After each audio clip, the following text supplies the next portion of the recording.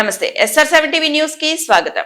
Nagar Kurnool depot ఎదురుగా RTC union నాయకులు మరియు ఆర్టీసీ కార్మికులు ధర్నా.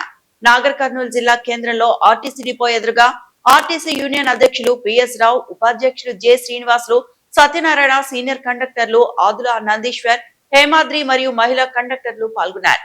కార్మికులు సమ్మెబాట పట్టడంతో రవాణా వ్యవస్థ స్తంభించింది. జిల్లా వ్యాప్తంగా డ్రైవర్లు, కండక్టర్లు విధులను బహిష్కరించారు. నాగర్ కర్నూల్ డిపోలో 229 మంది, కల్వకుర్తిలో 480 మంది, కొల్లాపూర్ లో 207 మంది నిరసనలో పాల్గొన్నారు.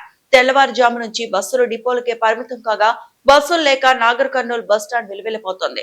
ప్రయాణికులు తీవ్ర ఇబ్బందులు పడ్డారు. ధర్నాలో భాగంగా ఆర్టీసీ యూనియన్ అధ్యక్షుడు జె శ్రీనివాసులు మాట్లాడుతూ ఆర్టీసీ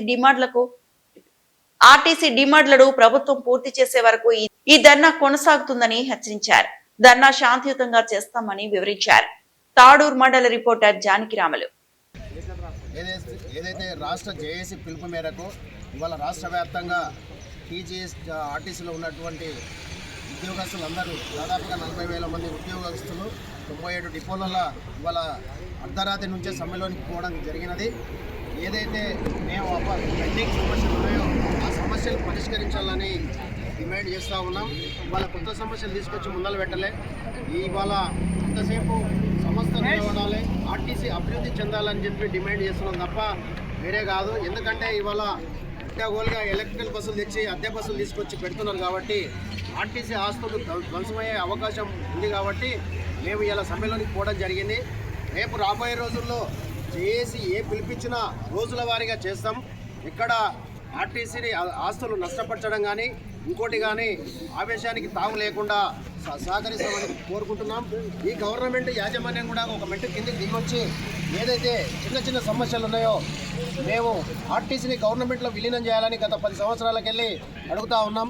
అది పైన అసెంబ్లీలోనే ఆమోదం తెలపడం జరిగింది. కానీ దాన్ని ముందుకు తీసుకురాలేకపోవడం 2017 ఏరియర్స్కి ఏదైతే ఉన్నాయో అవి ఆ ఏరియర్స్ చేయాలని చెప్పి డిమాండ్ చేస్తూ ఉన్నాం. అదేవిధంగా 2021-25 రెండు పే స్కేళ్ళు ఆర్టీసీలో జరిగే పే స్కేలు 4 సంవత్సరాలకు ఒకసారి, అట్లాంటిది రెండు పే స్కేల్ పెండింగ్ ఉన్నాయి. అవి వెంటనే పరిష్కరించాలి.